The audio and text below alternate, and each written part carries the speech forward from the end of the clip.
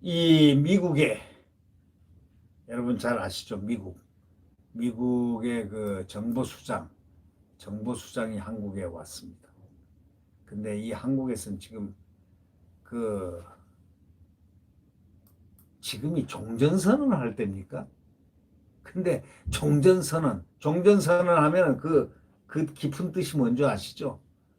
미군 철수, 그 다음에 뭔지 아시죠? 네. 근데 왜 이렇게 종전선언을 자꾸 대통령은 하려고 하는지 도대체가 이해를 못하는 사람들이 많습니다. 네.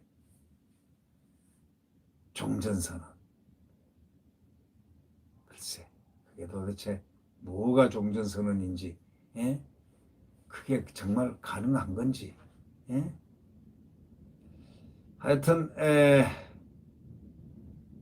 이 미국의 종전선언을 한국에서는 요구했지만 미국은 한미일 삼각공조가 지금 더 중요하다. 어저께 한일 정보수장이 어제 회동을 했습니다. 정보수장. 지금 한미일 정보기관 수장이 한미 또 한일로 나눠서 비공개 회동을 갖고 한반도 문제 등을 논의한 바가 있습니다.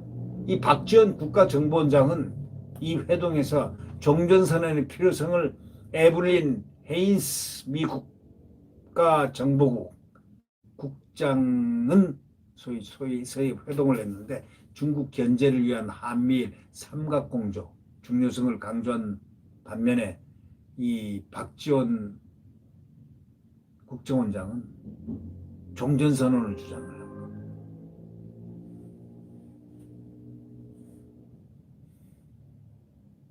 삼국 정보수장이 어저께 한자리에 어저께 뭐 따로따로 이렇게 만났지만 오늘은 한자리에 이제 만나게 돼 있습니다. 그 헤인스 국장 여성인데요. 이분은 아주 정보력이 대단한 파워가 대단한 미국 정보국장입니다. 그리고 내일 오후에 출국합니다. 이 한미일 정보수장이 5월 이후에 5개월여 만에 다시 모였습니다. 다카자와 히로이카라는 그런 일본 내각 정보관의 방안인 기시다 후미오 일본 총리 취임 이후 처음입니다. 복수의 정부 소식통에 따르면은 이번 회동에서는 북한, 중국, 그 다음에 사이버 보안 등을 주요 이슈로 한미, 한일 간의 의견 교환이 이루어진 것으로 전해졌다고 이 사설자는 얘기합니다. 한미 회동에서 북한 문제와 관련해서 주로 이제 박지원 원장이 한반도 정세 또 우리 정부 입장 이런 상황을 설명을 하고 있고 헤인스 국장은 이를 듣는 분위기였던 것으로 대충 전해지고 있습니다. 특히 박지원 원장은 문재인 대통령이 지난달 유엔 총회 때 밝힌 종전선언 제안이 북한 문제 해결에 어떻게 모멘텀이 될 수 있는지도 설명을 했습니다. 미국도 최근 종전선언 제안과 관련해서 한국 정부를 이해는 한다. understanding입니다. 그 수준으로 다소 유연한 입장으로 선회는 했지만 글쎄요. 이걸 갖다 동의하거나 그러진 않습니다. 않는 것 같습니다. 네. 다만 미국은 종전선언을 추진하는 데 있어서 북한의 대북제재 완화라든가 탄도미사일 시험 발사 정당화 등 잘못된 사인을 줄 수 있기 때문에 시그널을 줄 수 있기 때문에 그런 우려가 있기 때문에 우리 정부의 이러한 점들을 갖다 미국의 우려를 전달했던 것으로 알려져 있습니다. 이번에 그 한미 한일 회동에서는 대북 인도적 지원을 통해 가지고 북한을 협상 테이블로 끌어낼 다른 방안에 대해서도 폭넓게 논의가 지금 이루어졌다고 합니다만은 다만 소식통은 대북 제재 문제는 이번에 주요 논의 대상은 아니었던 걸로 안다고 이렇게 표현을 했습니다. 이 헤인스 국장, 이 정보국장, 미국 정보국장, 이분은 박 원장에게 중국의 위협을 거론했고 이에 대응하기 위해서 한미일 협력 강화를 강하게 요청했던 것으로 알려졌습니다. 대중국 강경파인 헤인스 국장은 지명자 시절인 지난 1월 미 의회 인사청문회 당시에 중국을 적국이라고 표현했습니다. 적국이라고 했습니다. 에너미로 표현했습니다. 예. 헤인스 국장의 5월 첫 방안이 조 바이든 행정부의 새로운 대중국 정책을 설명하는 자리였다면 올해는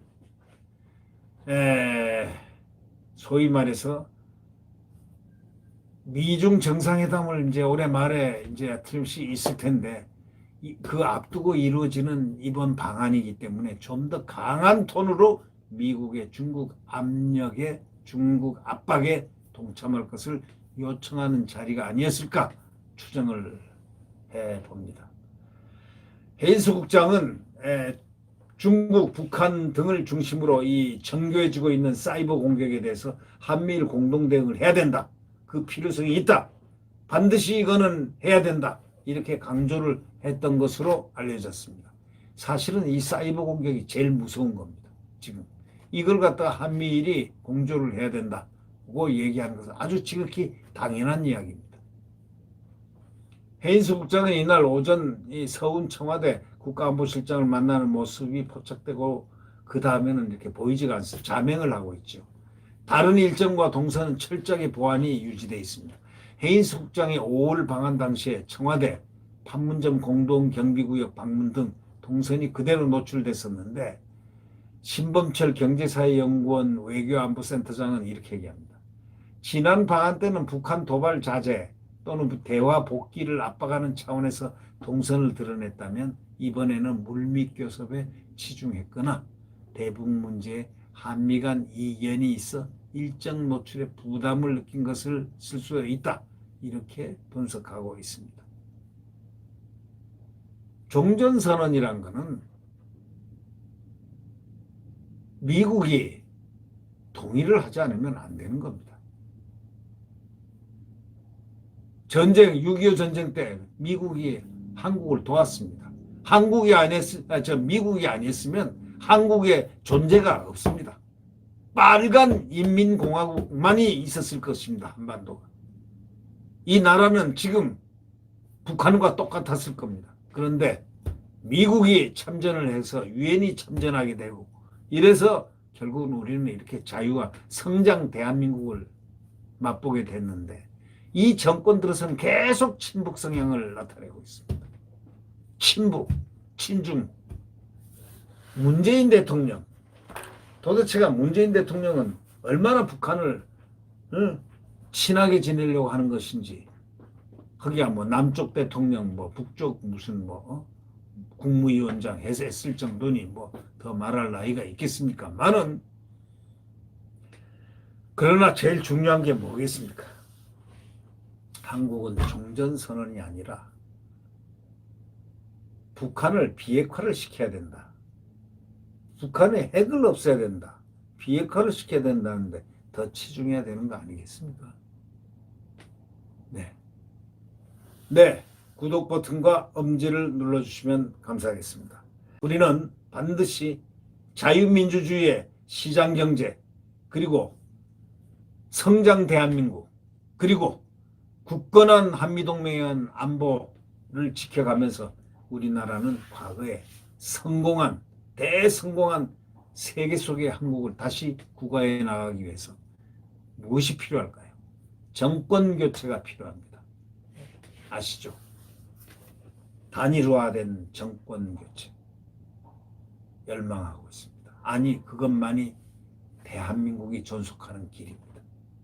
네. 여러분 안녕히 계십시오.